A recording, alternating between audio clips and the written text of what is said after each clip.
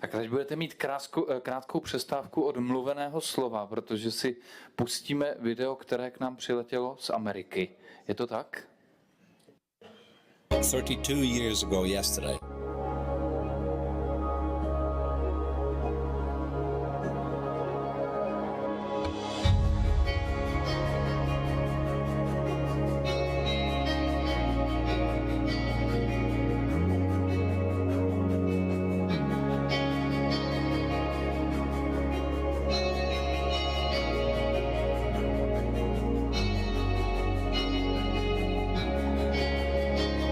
Two years ago yesterday, I was sentenced to death for a crime I didn't commit. You were wrongly imprisoned and you've lost your life. It's the only one you're going to have. Las condenas cerradas son un problema a nivel mundial. Hay personas inocentes condenadas, lamentablemente, en todo el mundo.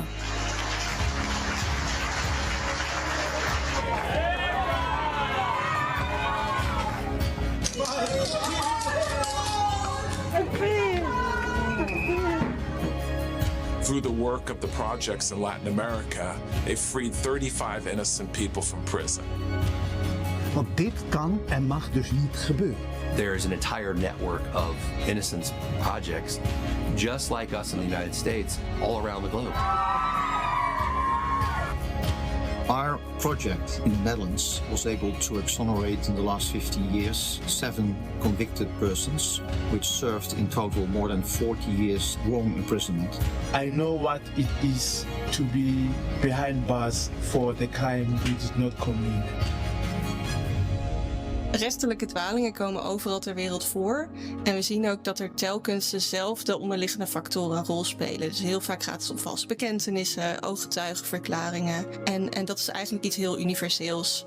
Dus dat zien we in de Amerikaanse data. We zien het nu dus ook in Europese data. En ik denk dus ook dat we daar iets aan moeten doen met z'n allen. Es ist immens schwer, eine Wiederaufnahme erfolgreich zu bestreiten, allein aufgrund der doch so erheblichen Konsequenzen, die ein Fehlurteil für den oder die Betroffenen mit sich bringt.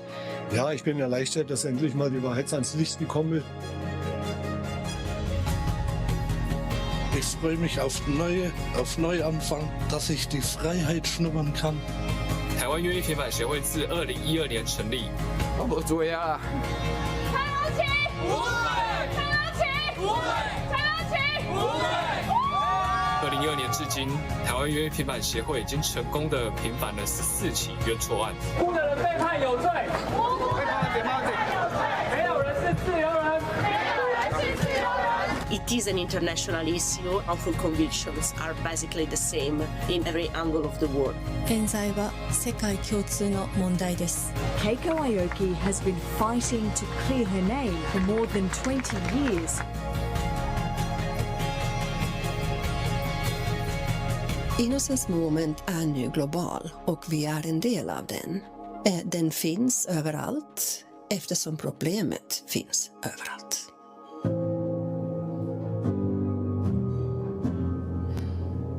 Being in prison, you don't have possibilities. It's impossible for you to reach out. The only persons you are allowed to have contacts with is your lawyer and the family members. Esa Teitinen, he was convicted for a murder that he did not commit based on a erroneous autopsy report and a lying witness. It was later proved that the person who had died natural causes, so it wasn't a crime at all. During his time in prison, Esa was denied to give his mother a last call before she died. She died believing that her only son didn't care about her. He was released 2018. First thing Esa did was to go to his mother's grave, bringing her flowers and asking her to forgive him that he wasn't able to say goodbye. Io al momento dell'arresto nel 96 avevo 2 figli, uno di 45 giorni e uno di 2 anni e mezzo. Non si crea soltanto sofferenza alla persona che è stata condannata e che si trova in carcere da innocente, ma si crea sofferenza, dolore, un trauma ai figli, tutta la famiglia, madre, padre, moglie, e questo non dovrebbe accadere. Wrongful convictions are caused by human factors, and humans are the same everywhere. Every system, regardless of the exact procedures, uses the same types of evidence: forensics, eyewitness identification, interrogations to get confessions. Eyewitnesses are mistaken for the same reasons, whether they see a crime in Shanghai or they see a crime in Norway. You're not alone. You're not alone. It's a global issue. For example, Mr. Nechesani, convicted of a murder, the basic evidence was a recognition. The police officer came to the victim, took out the photo album and started showing the photos. Do you see him here? No. Do you see him here? No. He started pointing. I ask you again, do you see him here? Still pointing towards the paper. She pointed at his picture. And that was the basis for his conviction. Oriktiga domfällelser borde inte förekomma, men eftersom de förekommer så bör samhället i stort bidra till att lösa dem. Natomiast jeżeli chodzi o prawo międzynarodowe, to istnieje luka. Istnieje luka w prawie międzynarodowym, jeżeli chodzi o właśnie problem niesłusznych skazań. As we've become this global community, one of the things we've realized is that international law really needs to step up and fill what we call the innocence gap. Human rights law is incredibly comprehensive. A lot of thought has been put into it. This seems like the kind of gap that was really unintentional, so closely related to existing rights that it seemed like it should have been there all along. The need for an international human right to prove your innocence post-conviction, and most importantly, to have a viable process in place to do that. We think there is a role for international human rights law in particular to bolster this innocence movement. If we want to really step up the innocence movement across the globe, the fastest way to do that and the fairest way to do that is through convincing the UN that they need to start speaking on these issues.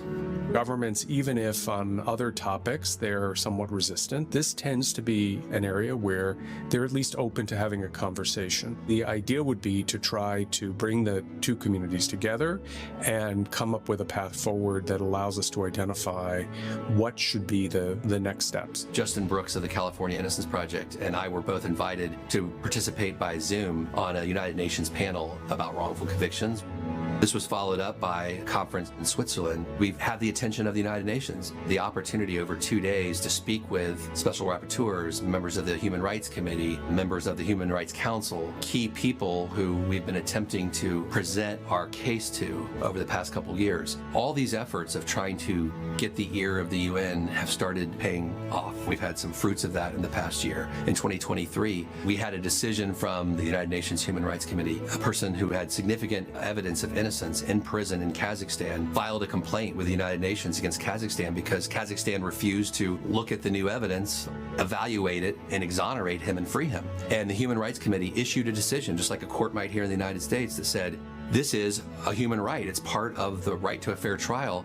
Well, here we have a UN, United Nations body, the Human Rights Committee, for the first time recognizing the right to exoneration through new evidence of innocence as a universal human right. The UN has expressly stated that there's a right to DNA testing for post-conviction, and there's a right to present evidence in order to prove innocence. That was a big breakthrough.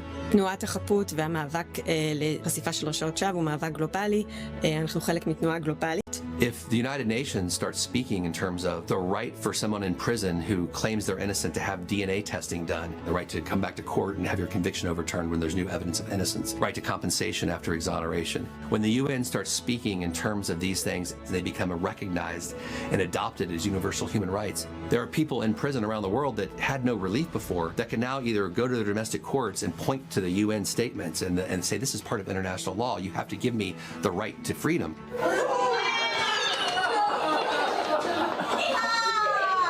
Las condenas erróneas no están solo en España, sino que están en todo el mundo. Ven y únete al movimiento Innocence.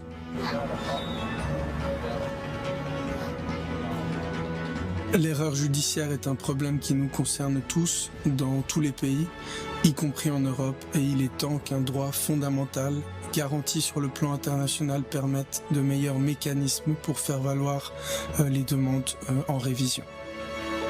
We realize that this is a long battle. It is something we have to do, though.